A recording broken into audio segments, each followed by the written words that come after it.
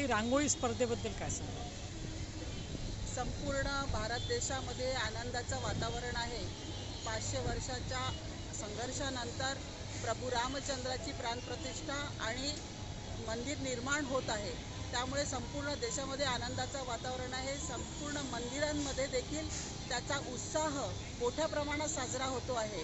त्याच धर्तीवर आज नागपूरमध्ये आगाराम देवी मंदिर ट्रस्टच्या वतीने पुढच्या 5 दिवसामध्ये दिवाळी साजरी होते आहे प्रभू रामचंद्रांच्या प्राणप्रतिष्ठेमुळे.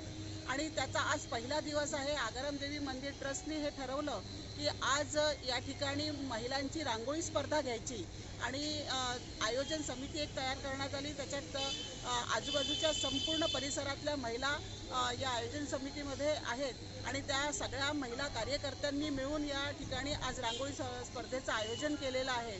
साधारणतः 80 महिलांनी या रांगोळीमध्ये भाग घेतला आणि प्रभू रामचंद्राच्या प्रतिमेपासनं तर मंदिरापर्यंतच्या सगळ्या त्यांनी त्याच्यात चित्र रेखाटलं आणि आपल्या भावना त्या रांगोळीच्या माध्यमातून त्यांनी व्यक्त केलेल्या आहे. उद्या संध्याकाळी हनुमान चालीसा आहे, रामकथा आहे, रामरक्षेचं पठण महिलांकरता आयोजन जे केलेलं आहे ते वेशभूषा स्पर्धा आणि थाली सजाव स्पर्धा या माध्यमातून महाआरती आगाराम देवी मंदिरात होणार आहे. आगाराम देवी मंदिराचे जे ट्रस्टी आहेत, मग ते गिरीजी व्यास असतील आहे, पिलारेजी असेल आहे, आष्टीकरजी असेल आहे, असे सर्वजण यांनी ह्या 5 दिवसाचं आयोजन केलं आणि आमच्यासारख्या महिलांना त्यांनी आयोजन समितीमध्ये घेतलं. त्याबद्दल मी त्यांचं अभिनंदन करते. उत्स्फूर्त असा प्रतिसाद या सगळ्या आयोजनाला आहे. जय श्रीराम.